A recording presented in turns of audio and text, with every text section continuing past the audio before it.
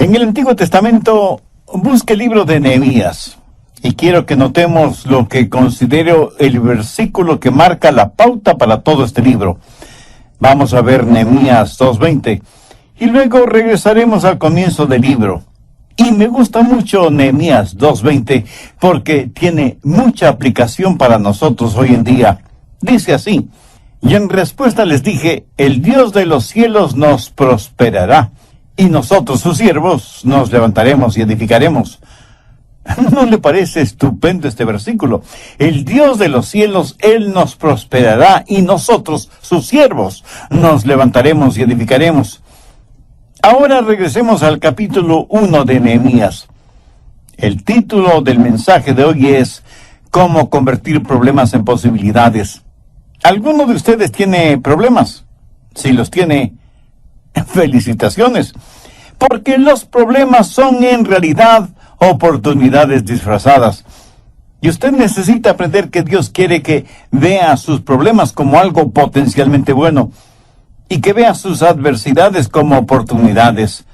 Un cristiano no es alguien que ve una dificultad en cada oportunidad, sino lo contrario, ve una oportunidad en cada dificultad. Al estudiar el libro de Nehemías o cualquier otro libro de la Biblia, si usted quiere entender la palabra de Dios, hágase las siguientes 3 preguntas.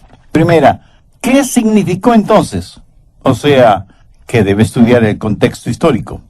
Segunda, ¿qué significa ahora? O sea, tómalo del pasado y lo ubica en el presente. Tercera, ¿qué significa para mí personalmente? Si usted estudia la Biblia de esta manera, la palabra de Dios se volverá vida en su vida y será un libro de vital importancia para usted. De esa manera vamos a estudiar Nehemías, lo que significó entonces, lo que significa hoy y lo que significa para nosotros en forma personal. Y ya sea que corporativamente o individualmente busquemos el transformar problemas en posibilidades, vamos a descubrir que Dios tiene un maravilloso plan para nosotros. Hay 3 pasos de preparación si deseamos hacer algo significativamente glorioso en el nombre de Jesús. 3 pasos para alcanzar el máximo potencial. Primero, visualizar. Nehemías 1, los 3 primeros versículos. Palabras de Nehemías, hijo de Acalías.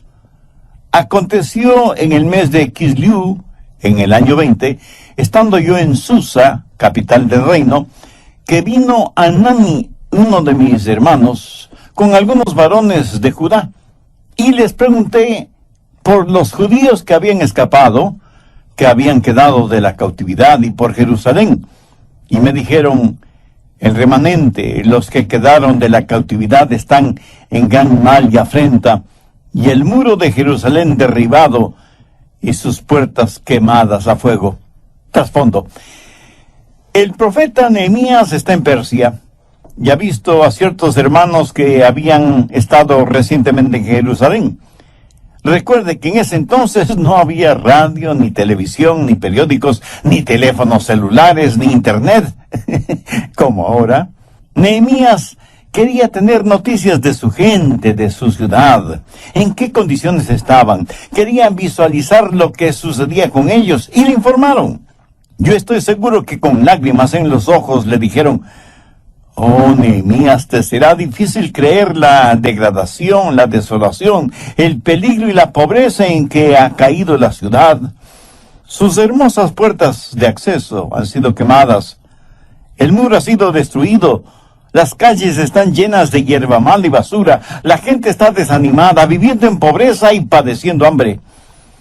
Y Nehemías pudo visualizar este trágico cuadro. Una gran parte del libro de Nehemías es el relato de la reconstrucción del muro de Jerusalén. Ahora, ¿qué significa para nosotros hoy en día la reconstrucción del muro de Jerusalén en el Antiguo Testamento? Verá, el muro para nosotros hoy es algo simbólico. Muros o paredes significan protección y separación. Hablan también de conservación y de la gloria de Dios. En la Biblia, el muro, especialmente alrededor de la ciudad de Jerusalén, tiene un significado simbólico. Es una manifestación de la gloria de Dios, de la salvación provista por Dios, de la protección de Dios sobre su pueblo. Pero el muro estaba destruido. ¿Qué significa eso para nosotros en nuestros días? Que estamos llamados a reconstruir algunos muros destruidos. Y quiero que piense conmigo en lo siguiente. En la actualidad tenemos algunos muros que están o resquebrajados o completamente destruidos. Por ejemplo, el muro de la seguridad nacional. Tenemos que reconocer que nuestros países están en peligro. No crea que porque su país es pequeño y sin ninguna influencia internacional está libre de peligro. En general, estamos marchando desaprensivamente por el camino que conduce a Sodoma y Gomorra, y creo que la ira de Dios es inminente, a menos que como individuos y como nación nos arrepintamos y pidamos perdón a Dios. Estamos perdiendo imperceptiblemente en nuestras libertades día a día. ¿Será necesario que perdamos todas nuestras libertades para que las apreciemos? En 1808, el político irlandés John Philpot Curran dijo: la vigilancia eterna es el precio de la libertad. Pero nos hemos olvidado de estar vigilantes porque nos hemos olvidado de Dios. ¿Cuál es el resultado de esto? Pues solo mire a su alrededor. Estamos viendo el colapso de la moralidad, la desintegración de la familia, el nivel del crimen ha alcanzado cifras escalofriantes y estamos viviendo en el siglo más sangriento de la historia humana. Este es el fruto que estamos cosechando, porque nos hemos olvidado de Dios. Ahora escuche atentamente lo que voy a decir. Aunque en la actualidad no se hable mucho del comunismo, eso no quiere decir que ha desaparecido. No, está agazapado en las sombras, porque tiene la firme convicción de que ellos conquistarán nuestro país sin disparar un solo tiro. Creen que caeremos en sus manos como fruta pasada de madura. Y quiero que sepa lo siguiente acerca del comunismo. Muchos jóvenes no aprenden en los colegios o universidades el peligro que representa el comunismo, porque contrario a la opinión popular, el comunismo no es primordialmente un partido político ni una teoría económica. Es una forma perversa de religión que tiene a Carlos Marx como su Mesías y como Biblia, el libro El Capital, que él escribió. Y es una religión con énfasis misionero. Sus misioneros van por todo el mundo predicando que Dios no existe. Y tienen que hacer esto porque si no lo hacen, su plataforma se vendría al suelo. El comunismo es una religión impía. Verá, una vez que se niega la existencia de Dios, entonces el ser humano ya no tiene ninguna importancia. El hombre no es más que materia en acción. No es alguien hecho a la imagen de Dios. Y como no es más que una máquina sofisticada, puede ser exterminada. Por eso no es extraño que este mismo momento en algunos países dominados por un comunismo extremista, miles de personas estén siendo asesinadas, porque el comunismo es indescriptiblemente inmoral en todos sus caminos. Y si es que el ser humano no es más que ser un animal, no debe extrañar a nadie que el comunismo trate a las personas como animales. Alguien dijo que el plan comunista para conquistar nuestros países es el siguiente: cercamiento externo y demoralización interna, más chantaje termonuclear para obtener una rendición progresiva. Y eso es exactamente lo que está pasando. Estamos rindiéndonos, renunciando a nuestras libertades morales y éticas día a día, paso a paso, camino hacia atrás, cumpliendo inocente o tontamente con la consigna comunista. Lo que muchos no comprenden es que el comunismo es una idea, una filosofía que no se puede eliminar con una bala. Lo único que puede vencer una idea es otra idea superior. Y esa idea superior no es el capitalismo, sino el cristianismo. La única cosa que podrá vencer a una impiedad militante será una piedad militante.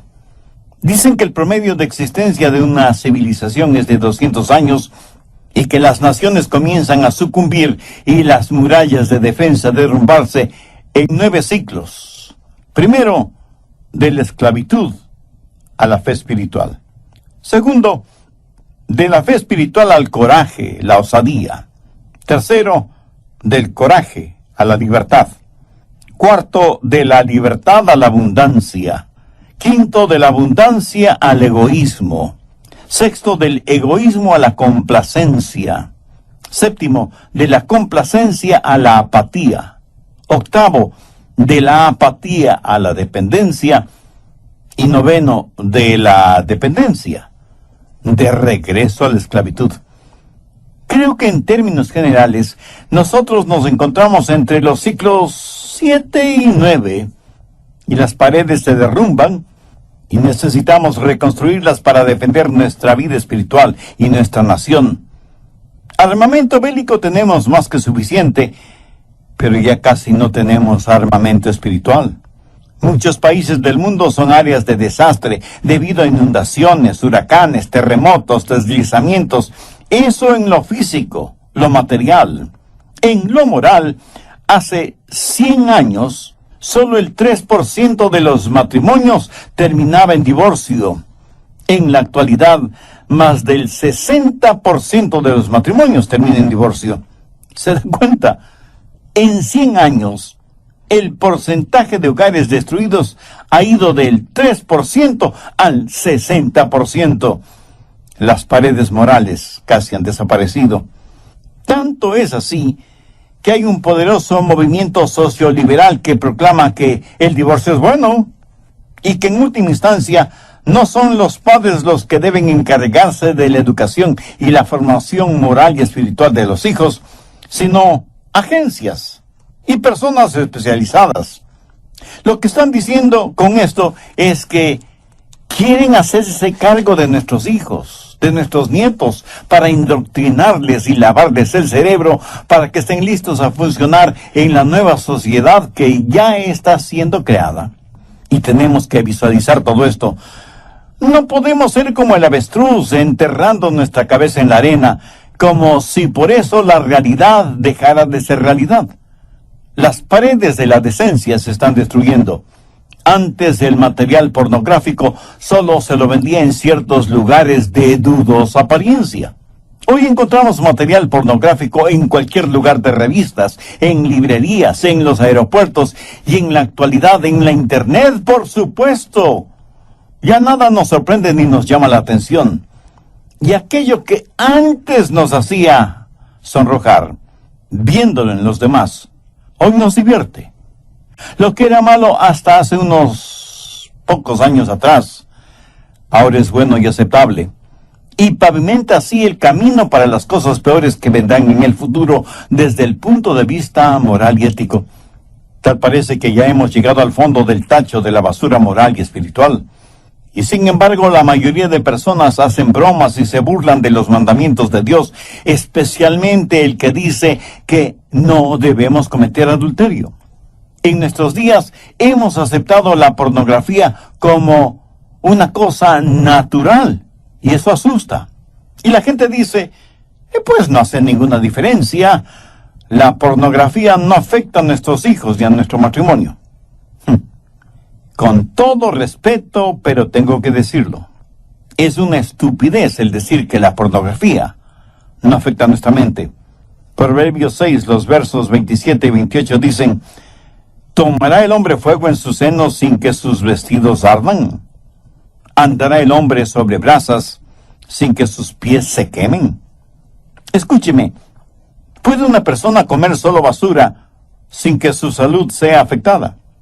Dicen que lo que nosotros o nuestros hijos miran en el cine o en la televisión no nos afecta en nada.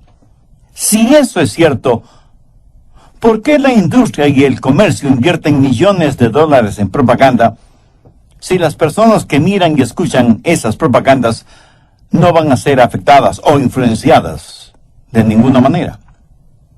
¿Por qué poderosas empresas pagan millones por un minuto de propaganda de sus productos en la televisión si saben que eso no afectará en nada a los televidentes?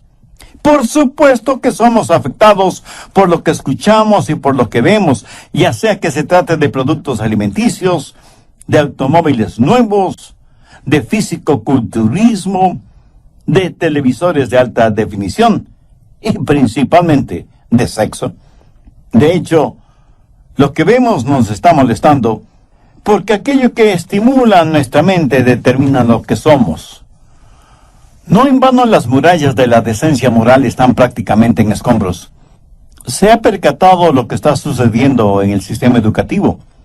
Hemos permitido que se prohíba la oración en las escuelas, o sea, hemos sacado a Dios de los centros educativos.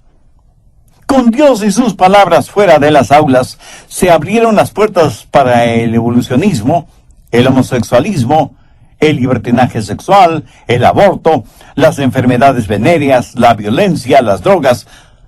Para poder poner en vigencia todas estas cosas, era necesario sacar a Dios y prohibir su palabra.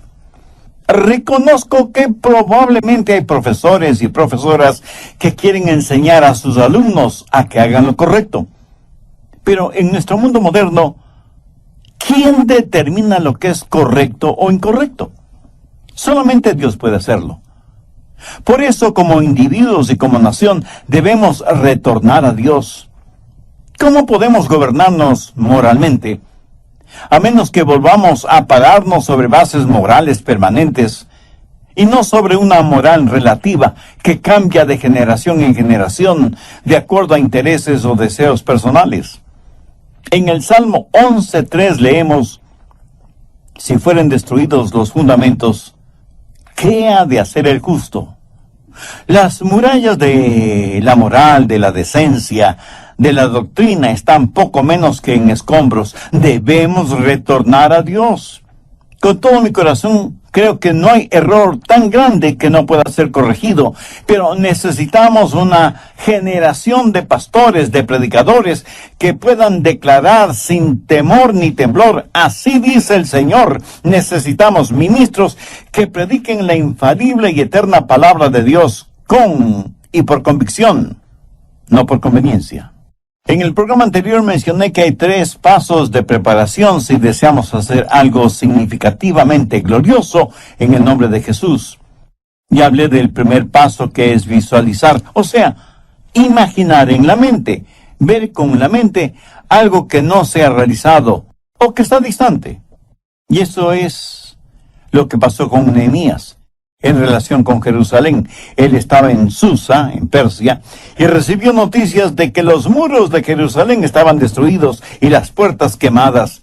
Y dije que por analogía, hemos permitido que nuestros muros de moralidad y decencia sean destruidos poco a poco, permitiendo que un liberalismo teológico y doctrinal se infiltre en las iglesias. Por eso en algunas iglesias ya no se predica en realidad la palabra de Dios, sino el pensamiento de los hombres. Desde algunos púlpitos se hace más y más énfasis en que nosotros somos los capitanes de nuestro propio destino, que depender de la seguridad de las promesas de Dios. El tema de predicación actual parece ser la tolerancia. Y aunque lo que dicen suene muy bonito y atractivo, no es bíblico. Pero muchas personas, aún creyentes, piensan que en verdad debemos ser tolerantes. Mi amigo, si usted piensa así, está en su derecho. Siga siendo tolerante y terminará tolerando todo, hasta lo intolerable. Continuemos. Antes de que malinterprete lo que acabo de decir, permítame aclarar algo. No digo que no debemos amar a las personas como individuos, quien quiera que sean, donde quiera que estén, cualquiera que sea su filosofía o su credo o su raza o su color. Deben ser amadas porque Jesús las ama, sin que importe quiénes sean. Pero no debemos tolerar filosofías o credos o enseñanzas impías que minimizan quién es Dios y destruyen las fibras espirituales, éticas y morales, no solo de las personas, sino también de las naciones. Segundo paso, agonizar. Nehemías 1:4. Cuando oí estas palabras me senté y lloré, e hice duelo por algunos días. Y ayuné y oré delante del Dios de los cielos. ¿Qué clase de oración fue esa? Fue una oración de contrición. Fue una oración en donde Nehemías lloró amargamente e intensamente por su ciudad. En nuestro mundo moderno parece que ya nos sentimos con esa intensidad. Ni las gentes, ni las iglesias, ni las naciones oran y lloran. Hemos perdido hasta la capacidad de sonrojarnos. ¿Cuándo fue la última vez que usted tuvo o estuvo en una vigilia de ayuno y oración? ¿Cuándo fue la última vez que usted lloró por el alma de una persona no salva? En la actualidad oramos sin lágrimas, damos sin sacrificio, y el ayunar es casi desconocido, aún entre gente religiosa. Entonces no debe llamarnos la atención el que sembremos y nada cosechemos. Llorar, orar, ayunar, buscar afanosamente el rostro de Dios es una virtud que se ha perdido. Y no hay forma de regresar a Dios a menos que comencemos a orar con contrición, con quebrantamiento interior. Pero la oración de Nehemías no solo fue de contrición, sino también de confesión. Mire lo que dice en el verso 6. Esté ahora atento tu oído y abierto tus ojos para oír la oración de tu siervo, que hago ahora delante de ti día y noche, por los hijos de Israel, tus siervos, y confieso los pecados de los hijos de Israel que hemos cometido contra ti. Sí, yo y la casa de mi padre hemos pecado. Esta confesión en oración fue nacional y personal. Nehemías dijo: Israel ha pecado y yo he pecado. Amigos que me escuchan, debemos orar por nuestras ciudades, nuestros países. Debemos arrepentirnos en forma nacional. Pero esto no nos será posible, a menos que primero nos arrepintamos en forma personal. Veamos los versos del 8 al 10. Acuérdate ahora de la palabra que diste a Moisés tu siervo, diciendo: si vosotros pecareis, yo os dispersaré por los pueblos, pero si os volviereis a mí, y guardareis mis mandamientos, y los pusiereis por obra, aunque vuestra dispersión fuere hasta el extremo de los cielos, de allí os recogeré, y os traeré al lugar que escogí para hacer habitar allí mi nombre. Ellos pues son tus siervos y tu pueblo, los cuales redimiste con tu gran poder y con tu mano poderosa. Mi amigo, la oración no es para cambiar los designios de Dios, sino más bien pidiendo ayuda para cumplir su voluntad. Encuentre una promesa de la palabra de Dios que signifique algo que Dios quiere que usted haga y póngase a hacerla, póngase en acción. La oración de Nehemías fue una oración de contrición, de confesión, de confianza y de entrega. Veamos el verso 11. Te ruego, oh Jehová, esté ahora atento tu oído a la oración de tu siervo y a la oración de tus siervos, quienes desean reverenciar tu nombre. Concede ahora buen éxito a tu siervo, y dale gracia delante de aquel varón, porque yo servía de copero al rey. Nehemías tenía un trabajo muy importante. Era copero de este rey. Rey rico, importante, y se daba el lujo de tener un copero que todos los días venía trayendo para el rey vino y deliciosos bocaditos. Ser copero del rey era un trabajo muy importante y muy bien remunerado, porque tenía que estar con el rey siempre, aun en los momentos más personales, a menos que el rey manifestara lo contrario. Por lo tanto, Nehemías estaba ajeno a la pobreza, a la degradación y a la destrucción detrás de las murallas de Jerusalén. Estaba cómodo y tranquilo en el palacio, desempeñando fiel y honestamente su trabajo. Pero Dios tenía planes especiales para él. Cuando Nehemías tuvo noticias de lo que sucedía en Jerusalén, se dijo: por la gracia de Dios voy a involucrarme en esa obra. Dios, sé que me estás llamando y sé que prosperarás la obra que me has confiado. No me importa abandonar la comodidad, riqueza, e influencia que tengo aquí en el palacio. Quiero entregarme por completo a tu voluntad. Tercer paso, organizar. La gente a veces se vuelve tan espiritual que fracasa en hacer cosas prácticas. Lo extraordinario de Nehemías es que él fue profundamente espiritual e intensamente práctico. Y cuando Dios comenzó a moverse en el corazón de Nehemías y él supo de las murallas destruidas de Jerusalén y de las necesidades de su pueblo, su mente comenzó a trabajar y a desarrollar un plan guiado por los pensamientos de Dios. Cuando como cristianos en forma personal o como iglesia en forma congregacional hacemos planes, debemos empapar y saturar nuestros planes en oración para asegurarnos de que no son en realidad nuestros planes, sino los planes de Dios. A algunas personas no les gusta planificar. De hecho, muchas piensan que si usted es muy organizado, no es espiritual. Escúcheme, usted no es espiritual si es un desorganizado. Porque Dios es un Dios muy práctico. Y Él dice que todo debemos hacerlo decentemente y en orden. Veamos Nehemías 2, versos del 1 y 2. Sucedió en el mes de Nisán, en el año 20 del rey Artajerjes, que vine delante de él, tomé el vino y lo serví al rey. Y como yo no había estado triste en su presencia antes, me dijo el rey, ¿por qué está triste tu rostro? Pues no estás enfermo. No es esto, sino quebranto de corazón. Entonces temí en gran manera. ¿Por qué Nehemías estuvo temeroso de estar triste?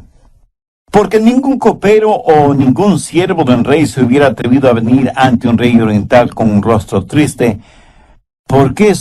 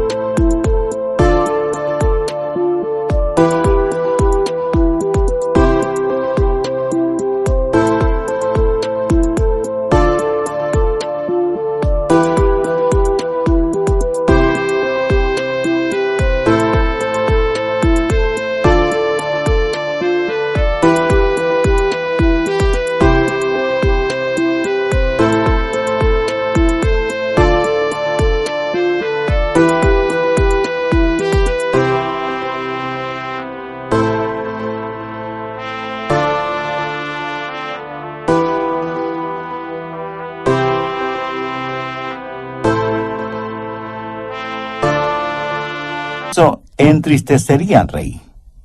Por lo tanto, estar triste delante del rey era imperdonable y el castigo era la muerte. Por eso Nehemías tuvo temor. Y el rey le dijo, tú no estás enfermo, entonces, ¿por qué estás triste? Nehemías tenía una carga sobre su corazón que no podía ocultar. Y la tristeza que tenía en su corazón se reflejaba en su rostro. Pero Nehemías había orado y había buscado el rostro de Dios. Verso 3. Y dije al rey, para siempre viva el rey. ¿Cómo no estará triste mi rostro cuando la ciudad casa de los sepulcros de mis padres está desierta y sus puertas consumidas por el fuego? Me dijo el rey, ¿qué cosa pides? Entonces oré al rey de los cielos. ¿Cree usted que Nehemías respondió lo primero que se le ocurrió? De ninguna manera. Él había estado planificando por 4 meses. Él sabía exactamente lo que quería. Y él le pidió al rey 3 cosas que nosotros también necesitamos pedir a nuestro rey de reyes. Primero, el permiso de un rey terrenal. Escuche, no era el rey terrenal el que estaba dando el permiso. ¿No sabe usted que los reyes terrenales están controlados por el Rey Celestial, el Rey de Reyes. La Biblia dice que el corazón del Rey está en manos del Señor, y como ríos de agua, lo dirige como Él quiere. Segundo, pidió la protección del Rey. Verso 7. Además, dije al Rey, si le place al Rey, que me den cartas para los gobernadores al otro lado del río, para que me franqueen el paso hasta que llegue a Judá. Nehemías le está diciendo al rey que al viajar y cruzar fronteras, muchos le preguntarán quién es él y qué autoridad tiene. Por eso le solicita documentos oficiales que prueben que tiene el permiso del rey Artajerjes. En otras palabras, Nehemías le dice al rey, Rey, quiero tu protección. Amigo, ¿no le da gozo el saber que como hijo de Dios, usted tiene la protección del Rey del universo? ¿No le fascina y emociona el saber que todas sus promesas están en la Biblia? ¿No le parece maravilloso el que Él nos haya dado autoridad? Jesús nos ha dado autoridad sobre el poder del enemigo, porque Él mismo dijo, toda potestad, o sea, autoridad, me es dada en el cielo y en la tierra. Por tanto, id y haced discípulos a todas las naciones, y yo estoy con vosotros todos los días hasta el fin del mundo. Tercero, solicitó la provisión del rey. Veamos Nehemías 2:8. Y carta para Asaf, guarda del bosque del rey, para que me dé madera para enmaderar las puertas del palacio de la casa, y para el muro de la ciudad, y la casa en que yo estaré. ¿Qué está diciendo? El rey, para lo que es necesario hacer y construir, se requiere una buena cantidad de materiales. Ahora, note con mucho cuidado lo que Nehemías dice al final del verso 8. Y me lo concedió el rey según la benéfica mano de Dios sobre mí. ¿Lo ve? El rey Artajerjes solo fue un instrumento en las manos del rey de reyes. Anote al margen Proverbios 21:1. Como los repartimientos de las aguas, así está el corazón del rey en manos de Jehová. A todo lo que él quiere lo inclina. Escúcheme. Hasta que usted no vea, por así decirlo, la carga que el Señor le ha dado y agonice frente a esa responsabilidad y confiese sus pecados y entregue en forma total su ser a la voluntad de Él, usted no tiene el derecho de organizar nada o empezar nada. Usted debe ser capaz de decir, Dios, solicito tu permiso, quiero tu protección y necesito tu provisión porque estoy listo para la labor. Ahora, yo no estoy hablando de construir un edificio, estoy hablando de construir una vida, de construir una familia, de construir buenas relaciones interpersonales. Ya es tiempo de que los hijos e hijas de Dios empiecen a actuar como eso, como hijos e hijas de Dios. La Biblia dice que los hijos de Dios harán cosas extraordinarias. Yo pido que usted sea ayudado por Dios, para que Dios le ayude a usted, para que Dios me ayude a mí, nos ayude a nosotros a entender lo que esos acontecimientos significaron entonces, lo que significan ahora y lo que significarán para nosotros en forma personal. ¿Qué es lo que Dios le está enseñando a usted, a mí, ahora mismo, en el lugar en el cual Él nos ha puesto? Que ya es tiempo.